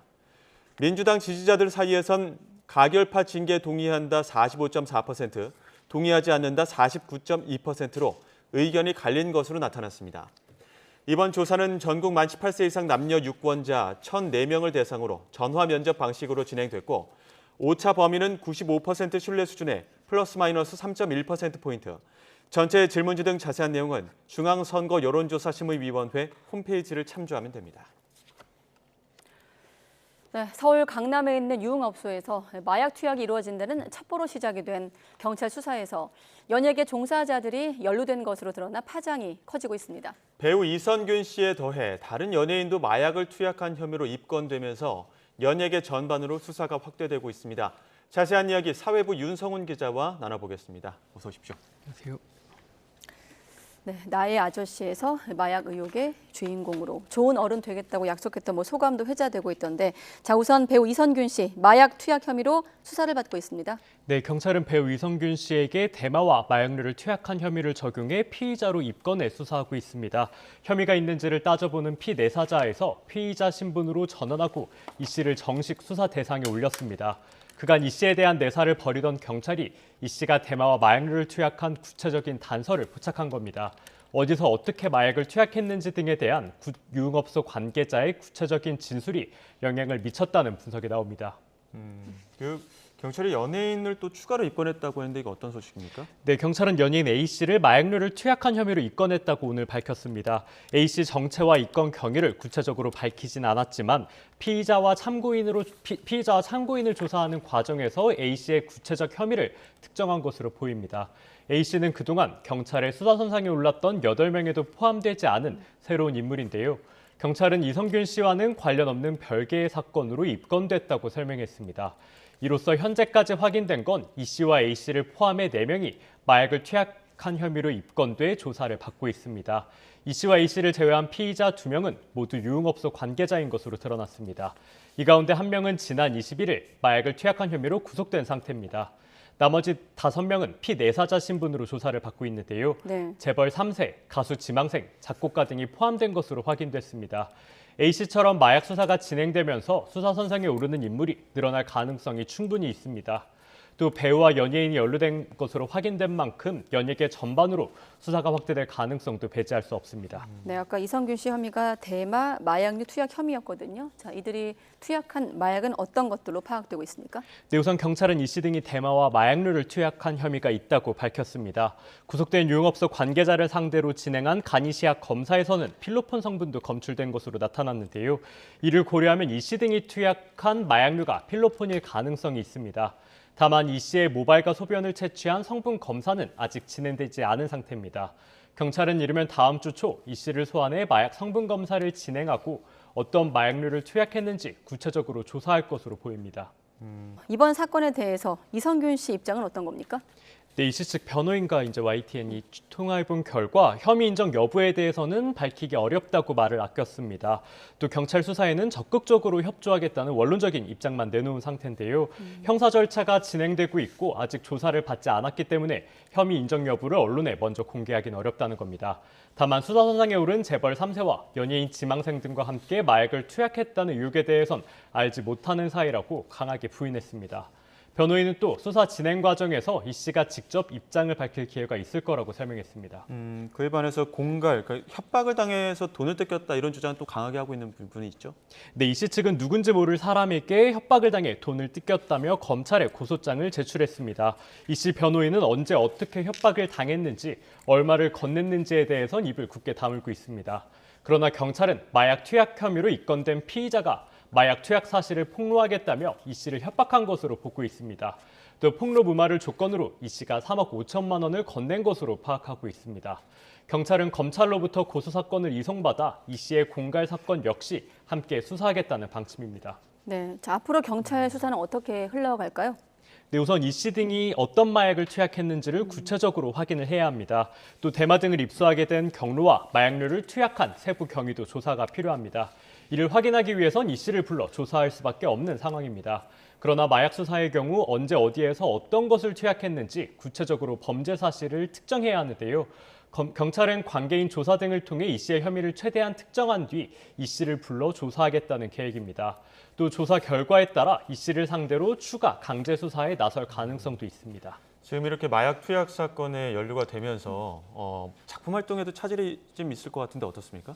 네, 이 씨는 내년 초 개봉 예정이었던 탈출이라는 영화의 주연을 맡았습니다. 제작비만 200억 원이 투입된 데다 지난 5월 프랑스 칸 영화제에도 초청되면서 기대를 모았습니다. 그러나 이 씨의 마약 사건 연루로 개봉 일정의 차질은 불가피해 보입니다. 또 지난 2월 촬영을 마친 추창민 감독의 신작 행복의 나라라는 영화에도 이 씨가 출연했는데요. 이 역시 개봉 여부가 불투명해졌습니다. 교육 콘텐츠와 건강기능식품 브랜드도 이 씨를 모델로 기용했던 해당 광고를 모두 내렸습니다. 정상급 배우였던 만큼 개인적인 이미지 타격에 그치지 않고 기업과 제작진들에게도 여파가 미치고 있는 상황입니다. 네, 다 찍어놓은 영화, 개봉 앞둔 영화에 차질이 생기게 됐네요. 자, 그리고 앞서 배우 유아인 씨도 마약을 투약한 혐의로 재판에 넘겨지면서 논란이 있었는데 이 부분은 지금 어떻습니까? 네, 상습적으로 마약을 투약한 혐의를 받는 배우 유아인 씨의 첫 재판이 다음 달 14일 열립니다. 유 씨는 지난 2020년 9월부터 지난해 3월까지 서울 일대 병원에서 미용시술을 위한 수면 마취를 가장해 마약을 투약한 혐의를 받습니다. 무려 181차례에 걸쳐 프로포폴 등을 상습 투약한 혐의를 받는 겁니다. 유 씨는 또 다른 사람 명의로 모두 44차례 수면제를 불법 처방받아 투약하고 다른 사람에게 대마를 흡연하도록 부추긴 혐의도 받고 있습니다. 앞서 경찰은 유 씨에 대한 구속영장을 2차례나 신청했지만 모두 기각되면서 유 씨는 불구속 상태로 재판을 받게 된 상황입니다. 네, 다른 연예인도 입건이 됐고 당장 다음 주, 이르면 다음 주에 이성균 씨가 소환된다고 했으니까 한번 이 상황도 지켜보겠습니다. 사회부 윤성훈 기자였습니다. 수고했습니다.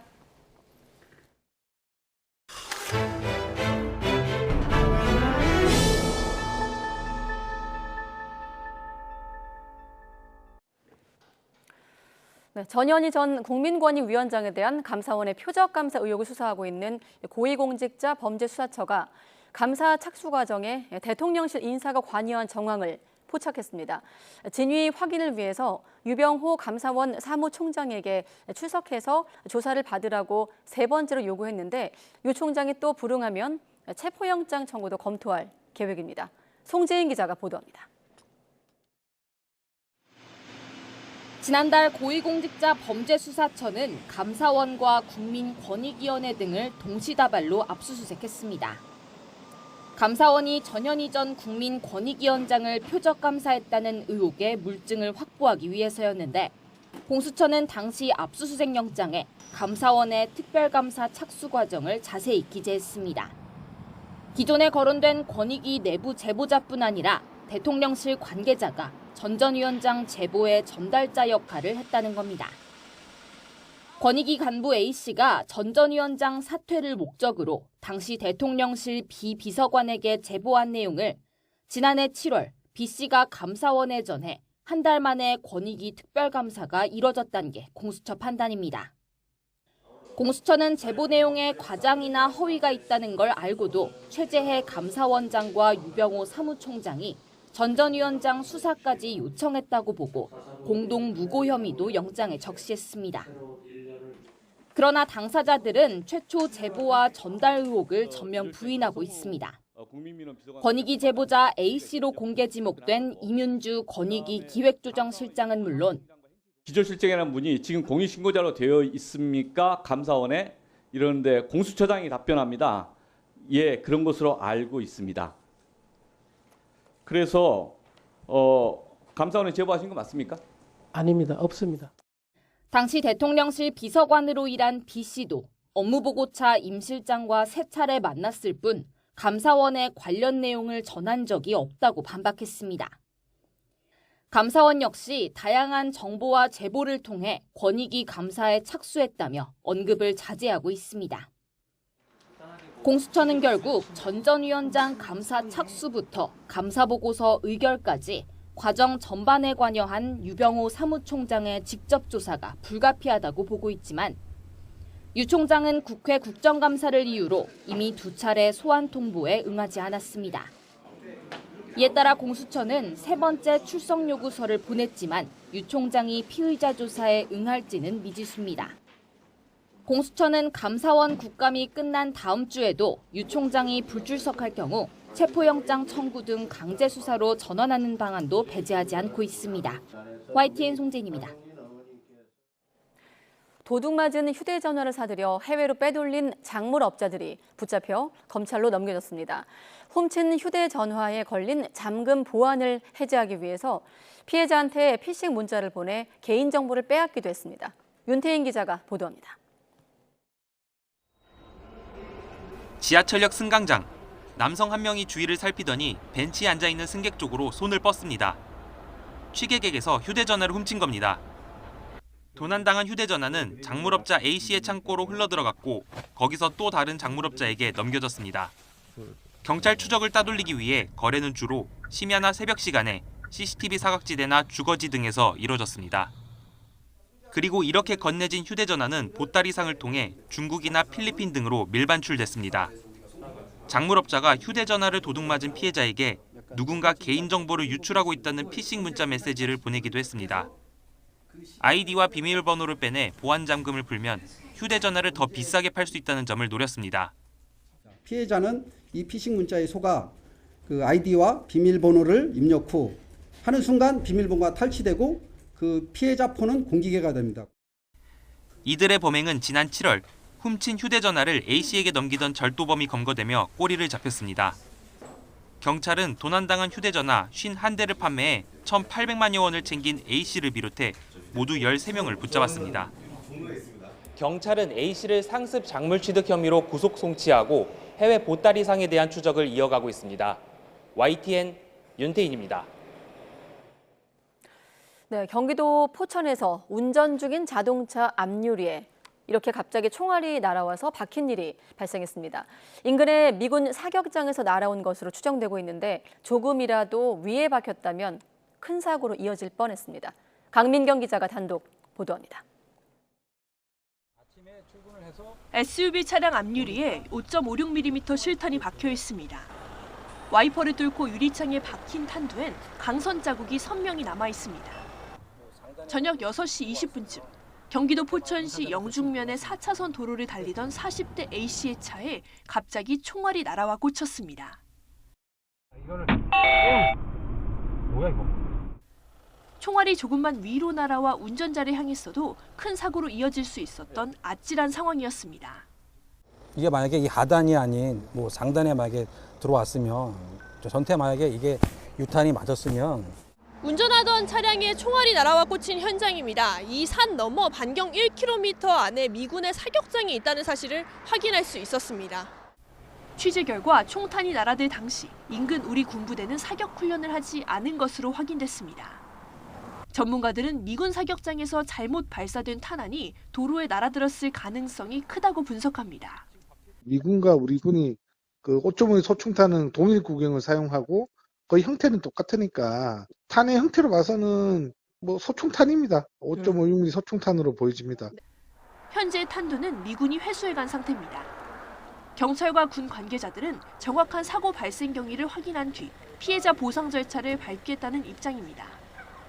앞서 포천에서는 지난 2014년에도 훈련장에서 잘못 발사된 탄환이 산을 넘어 1km 떨어진 민간인 지역 사무실에 박힌 일도 있었습니다.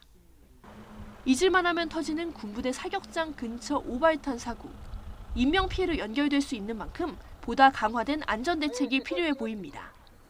YTN 강민경입니다. 청소년 문화의 상징으로 여겨졌던 팬덤이 역전 현상을 보이고 있습니다. K-팝 시장의 큰손이 10대에서 50대로 옮겨가는 모습이 뚜렷해진 건데요.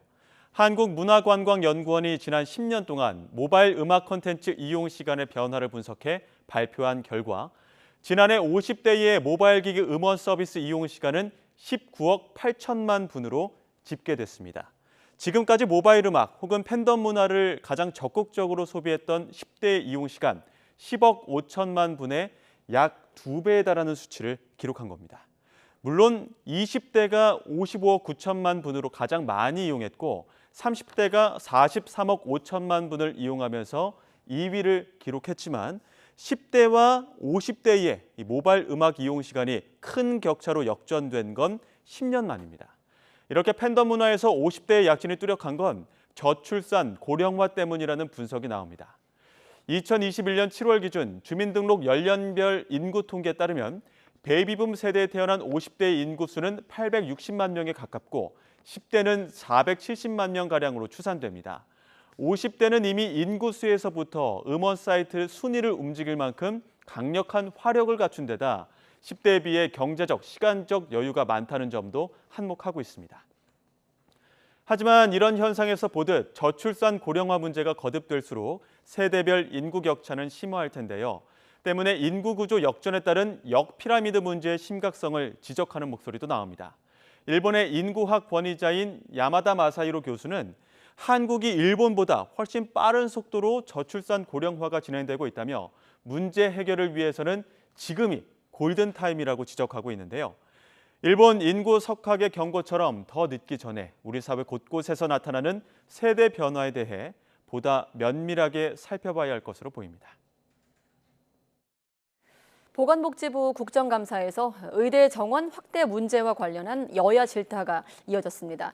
야당은 정부가 의사협회 눈치를 보고 있다고 비판했고 여당에서조차 정부와 의협의 간극이 너무 크다는 지적이 나왔습니다.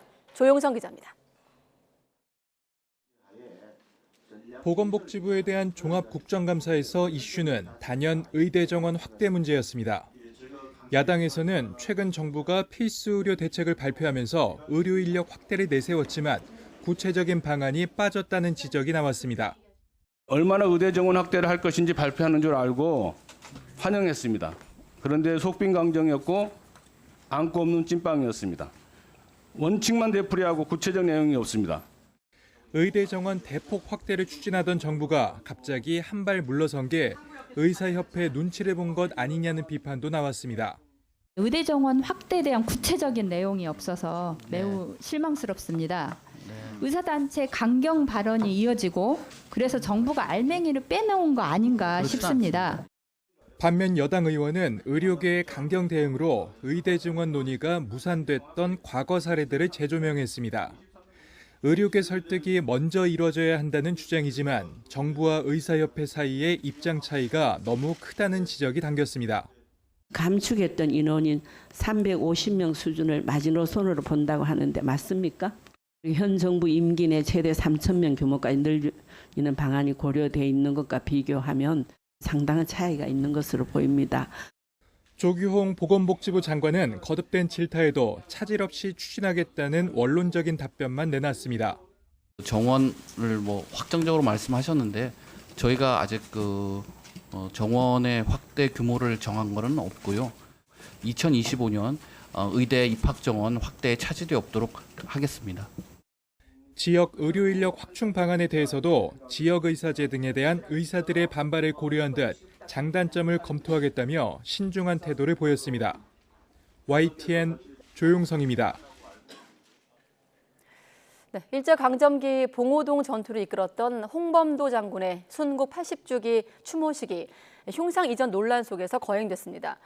추모식에 참석한 독립운동 단체 회원들은 홍 장군에게 강제 이주의 아픔을 다시 겪게 해선 안 된다면서 흉상 이전을 반대하는 뜻으로 한때 대통령 화환을 안 보이게 돌려놓기도 했습니다. 양동훈 기자가 취재했습니다. 홍범도 장군을 기리는 묵념에 이어 영정 앞에 시민들이 헌화합니다. 홍 장군 순국 80주기와 청산리 전투 103주년을 맞아 대전현 충원에서 추모식이 거행됐습니다. 재작년 홍 장군의 유해가 카자흐스탄에서 송환된 이후 매년 열린 추모식이지만 올해는 분위기가 달랐습니다. 육군 사관학교에 놓인 홍 장군 흉상이 철거될 처지에 놓였기 때문입니다. 일정 부분 대적관을 흐리게 만드는 요인이라고 저는 생각합니다. 기가 막힌 얘기네. 육사의 설립 취지와 목적은 강복운동, 항일운동하는 학교가 아닙니다. 최근 안중근 의사 동상을 일본 대사관 앞에 설치하는 게 적절하냐는 발언으로 논란이 됐던 박민식 국가보훈부 장관이 추모식에 참석했습니다. 홍 장군 흉상 이전에 대한 견해가 바뀌었는지 묻자 최선의 예우를 다하겠다는 원론적인 답변을 내놨습니다.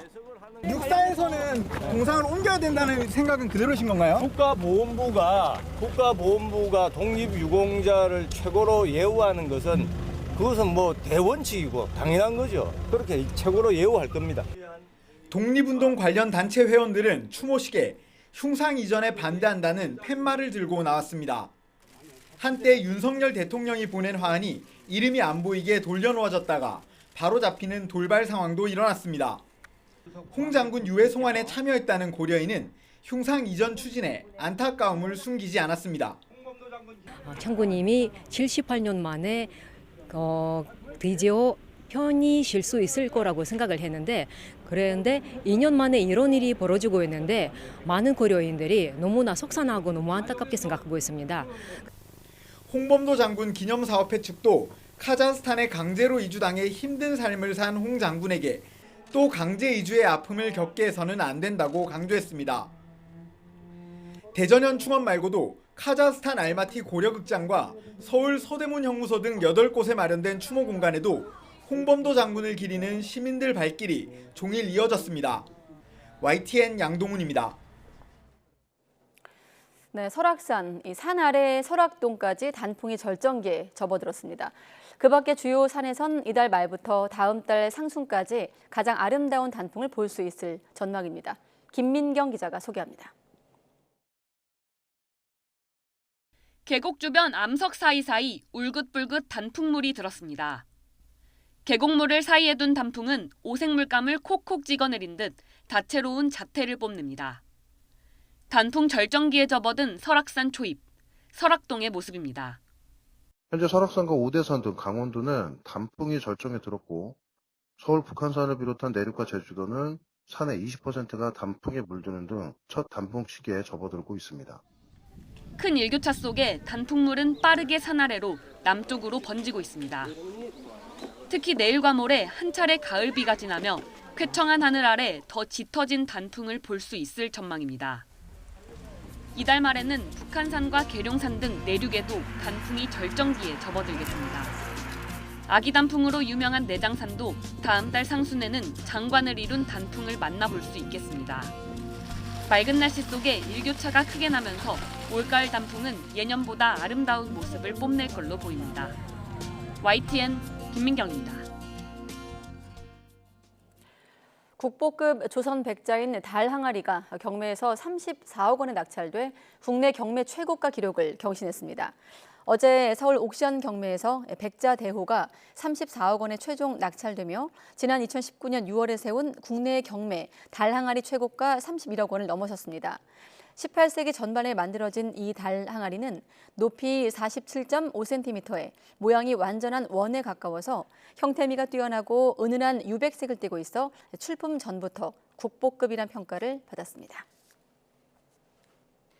YTN 사회부의 LH 아파트 외벽 철근 누락 연속 단독 보도가 BJC 한국방송기자클럽 3분기 기획보도 부문 기자상을 받았습니다.